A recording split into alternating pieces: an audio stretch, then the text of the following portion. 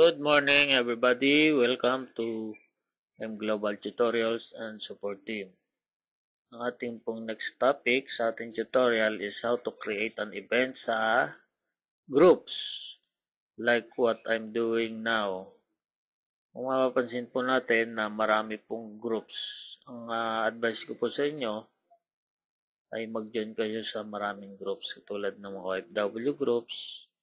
Marami tayo dyan. About business or anything na sa tingin natin ay makapag-create tayo ng maraming traffic or visitors. Tulad nito, pag naka-add na tayo sa ating pinuntahang groups, click nyo lang yung events, then create an events, at mayroon siyang mag-pop up dito na box. Tulad nito, kung gamit nyo computer, or kung mobile naman, so parang parehas lang siya. And dito sa event, doon sa location, kahit saan nyo ilagay. Sa akin, at home, kasi sa bahay lang naman eh. Hindi naman na mahalaga kung saan siya. Mahalaga may parating natin sa kanila yung ating mensahe o message. So ito, event name. So, pwede kayong maglagay ng mga ano yung gustong event para makakuha ng attention nila. So, nilagay ko is sa akin is see how I earn money at home. And sa description, nilagay ko doon alamin kung paano ko nagagawang kumita sa bahay lang. Or pwede nang tagdagan kahit gamit cellphone, computer, o anumang gadget na pwede sa online marketing o sa Facebook. And then, maglalagay ako dito ng, mag-upload po ako ng picture para mas makita nila kung ano yung events na ipinopromote ko. It's all about business, how to earn at home.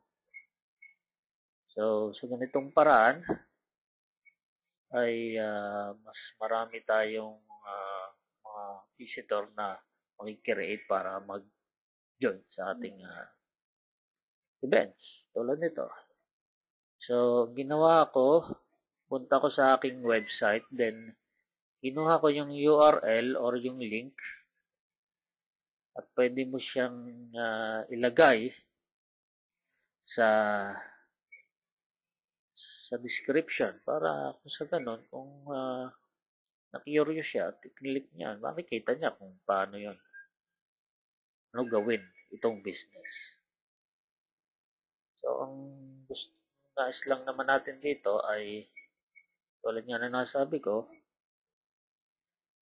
ay may parating sa kanila at manonotify sila once na lahat ng members ng group na to.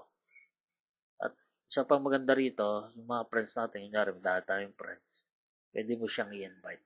Pwede natin balik-balikan tong event na ito at invite natin. At di nila kiklik yun ay mamumula yung kanilang notification. Gandaan yan, siguro, curious sila, pwede nila i-click yun, makikita nila. Makikita natin dito, invited nyo, isa na isang pupunta. Ganun lang po kadali. And, nandito na lang po and thanks for watching and God bless.